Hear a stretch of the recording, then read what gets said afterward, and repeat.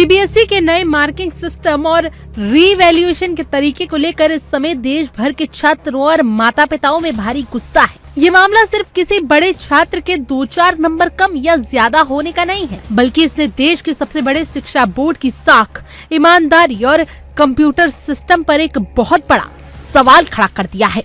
परीक्षाओं को पूरी तरह साफ सुथरा और बिना किसी गलती के कराने के बड़े बड़े दावों के बीच इस तरह की बड़ी लापरवाही सामने आना सीबीएसई के काम करने के तरीके को कटघरे में खड़ा करता है।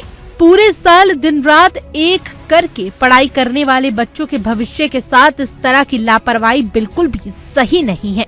इस पूरे विवाद की शुरुआत तब हुई जब 12वीं क्लास के कई छात्रों ने अपने नंबरों से खुश न होकर कॉपियों को दोबारा जांचने के लिए फॉर्म भरा।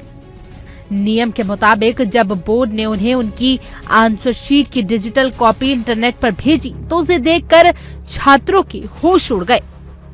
सोशल मीडिया पर देवांत और संजना नाम के 2 छात्रों ने सबसे पहले इस गड़बड़ी के खिलाफ आवाज उठाई।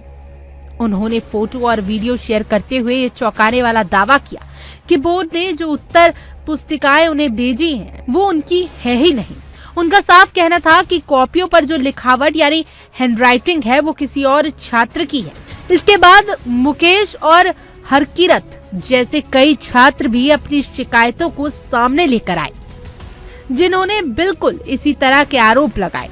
छात्रों ने सबूत के तौर पर जो वीडियो और तस्वीरें इंटरनेट पर डाली उनमें साफ दिख रहा है कि हैंडराइटिंग बिल्कुल अलग है। इतना ही नहीं, कई जगह तो बिल्कुल सही जवाब लिखे होने के बावजूद सीधे 0 नंबर दे दिए गए। ये पूरी स्थिति किसी भी छात्र और उसके परिवार के लिए मानसिक परेशानी जैसा है, क्योंकि पूरे साल की कड़ी मेहनत के बाद जब नतीजा ऐसा कंप्यूटर की लापरवाही के कारण खराब हो जाए तो छात्रों का इस पूरी व्यवस्था से भरोसा उठना तय है। ये मामला सिर्फ किसी 1 या 2 छात्र की कॉपी बदलने तक सीमित नहीं है, बल्कि ये दिखाता है कि कॉपियों को कंप्यूटर पर स्कैन कर उन्हें छात्रों के सही रोल नंबर से जोड़ने और इंटरनेट पर सुरक्षित रखने के स्तर पर बहुत बड़ी चूक हुई है।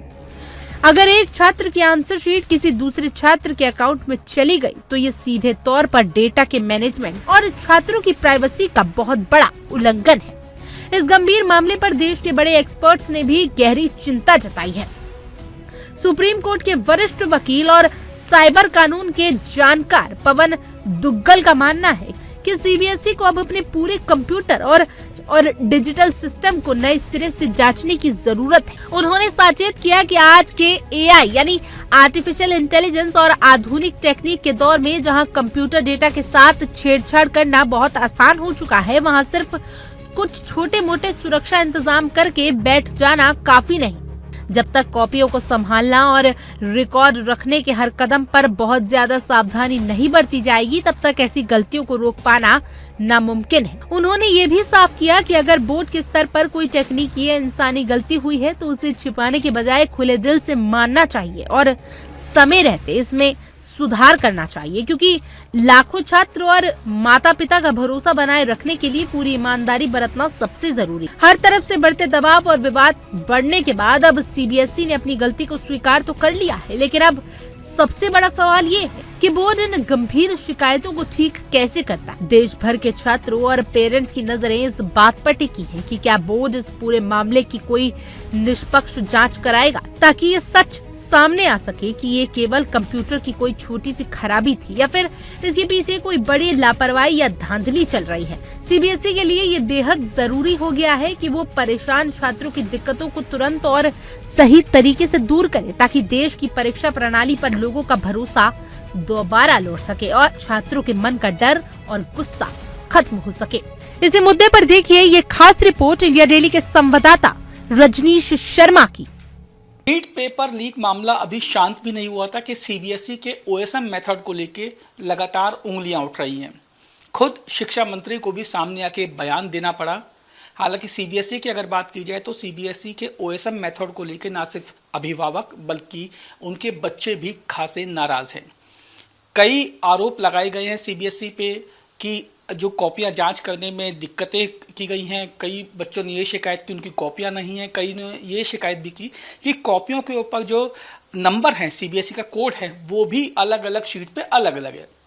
निसर्ग नाम के एक शख्स ने भी ये दावा किया था फरवरी में कि सीबीएसई की वेबसाइट में कई खामियां हैं, आसानी से उसके अंदर एंटर किया जा सकता है। इसके अलावा ना सिर्फ टीचर्स के प्रोफाइल के साथ साथ बल्कि बच्चों के नंबरों के साथ भी छेड़छाड़ की जा सकती है।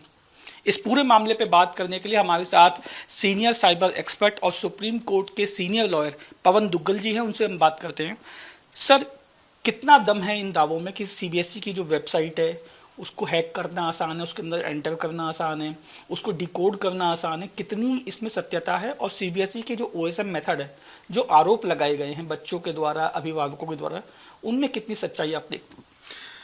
देखिए, जब बिना आग के धुआं तो निकलता नहीं है, तो जब इतनी तमाम सी बातें सामने आ रही हैं तो स्पष्ट बहुत क्लियर है कि सीबीएसई का इकोसिस्टम साइबर सुरक्षा के लेकर उस मापदंड पर नहीं खरा उतरता जितना आपको उम्मीद की जानी चाहिए। हाँ, ये बात सही है कि भारत के पास आज कोई डेडिकेटेड या समर्पित साइबर सुरक्षा कानून नहीं है, लेकिन इसका तात्पर्य ये नहीं है कि सीबीएसई जैसी संस्थाएं साइबर सुरक्षा को केवल एक लिप सर्विस दें। ये तमाम सारी जो चीज़ें सामने आई हैं शो करता है कि जो सीबीएसई का जो इकोसिस्टम है, कंप्यूटर नेटवर्क है, वो सुरक्षित नहीं है।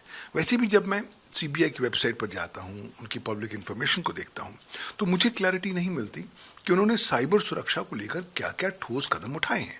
क्योंकि अगर ये ठोस कदम उठाए होते और ये वल्नरेबिलिटी जब आपको फरवरी में बता दी गई थी, अगर आप उसको अप्रोप्रिएटली एड्रेस करते तो आज नौबत यहाँ तक नहीं आती कि आज जो है जितने भी छात्रगण हैं और उनके जितने भी परिवारगण हैं वो सारे चिंतित भी हैं। उनका जो विश्वास है इस इकोसिस्टम पर कहीं ना कहीं ख़त्म होता जा रहा है। तो मुझे लगता है कि बेस्ट है कि आप ट्रांसपेरेंट होइए, बताइए कि आपने साइबर सुरक्षा में क्या क्या कदम उठाए हैं, नहीं उठाए, कोई बात नहीं। इस प्रकार के घटना को अब एक वेकअप कॉल के तौर पर लीजिए, अपनी साइबर सुरक्षा को दोबारा पुनः से देखें, आइडेंटिफाई करें वल्नरेबिलिटीज़ कहाँ हैं, उनको अप्रोप्रिएटली एड्रेस करें और इस पूरे प्रकरण को ज़्यादा सुरक्षित बनाएं। क्योंकि ऑलरेडी जो ट्रस्ट इरोजन हो रहा है, अगर अगली बार भी इसका एक एक्शन रिप्ले हो गया तो संभावित तौर पर लोग जो हैं कहीं ना कहीं आक्रोश पर उतर आ सकते हैं। तो इसलिए जितनी जल्दी हम साइबर सुरक्षा को लिप सर्विस ना देकर उसे अभिन्न हिस्सा बनाएं स्ट्रैटेजी का सीबीएसई के दृष्टिकोण से, उतना अच्छा होगा। सर, सीबीएसई ने भी बयान जारी किया था, उन्होंने कहा था कि जो निसर्ग की तरफ से जो आरोप लगाए गए हैं वो पूरी तरीके से निराधार है। जिस वेबसाइट की वो बात करें वो टेस्टिंग वेबसाइट थी, हम टेस्ट कर रहे थे उसमें कि उसमें क्या खामियां हैं, क्या क्या लूप पॉइंट्स हैं। तो अगर ऐसा था तो बच्चों के साथ ऐसा क्यों हुआ? क्योंकि कई बच्चों के, आपको भी पता होगा, एक्स पे भी कई बच्चों ने पोस्ट किया है, कई बच्चे सामने भी आए, सीबीएसई को भी लिखा है, कईयों ने तो ये लिखा है कि उनकी जो आंसर शीट है वो उनकी है ही नहीं, हैंड राइटिंग उनकी नहीं है, उन्होंने ब्लू पेन का यूज़ किया, उसमें ब्लैक पेन का भी यूज़ किया है। एक मामले में तो ये भी सामने आया था कि जो आंसर शीट पर जो कोडिंग होती है सीबीएसई की, हर पेज पे अलग अलग है। देखिए, आज जो बहुत सारे इंस्टेंसेस सामने आ रहे हैं क्लियरली शो कर रहे हैं कि कहीं ना कहीं टैंपरिंग हुई है, टैंपरिंग इलेक्ट्रॉनिक रिकॉर्ड्स की हुई है। क्योंकि जो व्यक्ति खुद कह रहा है कि जो मैंने लिखा वो मेरी आंसर शीट है ही नहीं, तो इसलिए संभव हो पाया कि कहीं ना कहीं इलेक्ट्रॉनिक रिकॉर्ड में हेरबदल की गई, छेड़खानी की गई। अब किसने की गई, इसके लिए सबसे पहली बात तो मुकदमा दर्ज होना चाहिए साइबर क्राइम का, लेकिन अभी तक कुछ जानकारी आई नहीं है कि कोई इसमें कंप्लेंट दर्ज हुई है, कोई एफआईआर। सीबीएसई ये क्यों कह रही है कि वो टेस्टिंग साइट थी? अगर वो टेस्टिंग साइट थी, वो नकार क्यों रही है? एक्सेप्ट कर लेना कि हाँ गलती हुई है। भाई देखिए, सीबीएसई ने ऑलरेडी एक खबर के अनुसार एडमिशन कर ली है कि हाँ कुछ वल्नरेबिलिटीज़ थी, और अगर टेस्टिंग साइट भी थी तो टेस्टिंग साइट में भी अगर जो वल्नरेबिलिटीज़ थी उसको रिमूव करने का दायित्व सीबीएसई का होता था।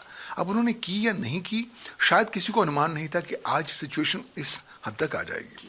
बट मुझे लगता है गोइंग फॉरवर्ड सीबीएसई जैसी संस्थाओं को समझना होगा कि वो भारत के क्रिटिकल इंफॉर्मेशन इंफ्रास्ट्रक्चर हैं, साथ ही साथ वो भारत के डिजिटल पर्सनल डेटा प्रोटेक्शन कानून के तहत भी आते हैं। अगर इस तरह की घटनाएं अब घटित होंगी तो सीबीएसई को तैयार होना पड़ेगा, क्योंकि उन पर 250 करोड़ रुपए का जुर्माना या फाइन भी लगाया जा सकता है डीपीडीपी के मैंडेटरी प्रोविजंस के तहत।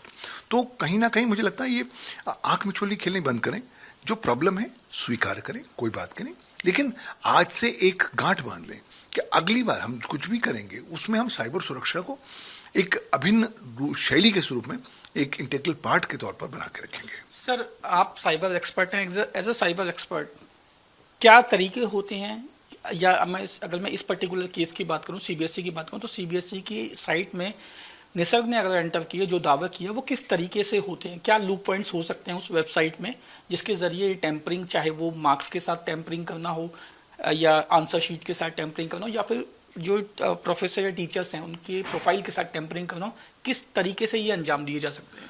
देखिए, आज दुनिया भर में कोई ऐसी कंप्यूटर सिस्टम या नेटवर्क मौजूद नहीं है जो पूरी तरह से सुरक्षित है। तो इसलिए किसी भी कंप्यूटर सिस्टम में, नेटवर्क में सेंध लगानी पॉसिबल हो जाती है। और अब तो युग ही दूसरा बदल गया है। आजकल युग आ गया है आर्टिफिशियल इंटेलिजेंस का।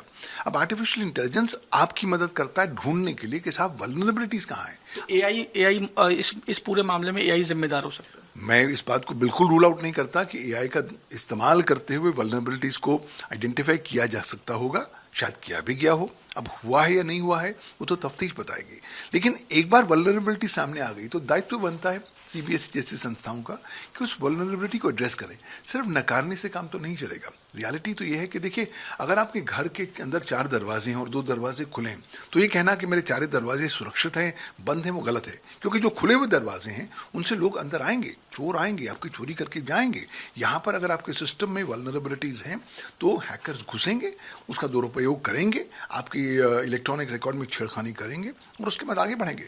तो मुझे लगता है एक जो सबसे महत्वपूर्ण संकल्प अब सीबीएसई को लेना है वो ये है कि अब कुछ हो या ना हो, आज के आने के बाद हर प्रकार की एग्जामिनेशन में जब तक वो साइबर सुरक्षा के दृष्टिकोण से संतुष्ट ना हो जाए तब तक एग्जामिनेशन आर्किटेक्चर को इम्प्लीमेंट ना करें। देखिए, ये सीनियर लॉयर और सीनियर साइबर एक्सपर्ट पवन दुग्गल थे जो बता रहे थे कि किस तरीके से सीबीएसई को अपनी वेबसाइट को लेके क्या क्या सावधानियां बरतनी चाहिए और जो गलतियां हुई हैं उसे स्वीकार भी करना चाहिए।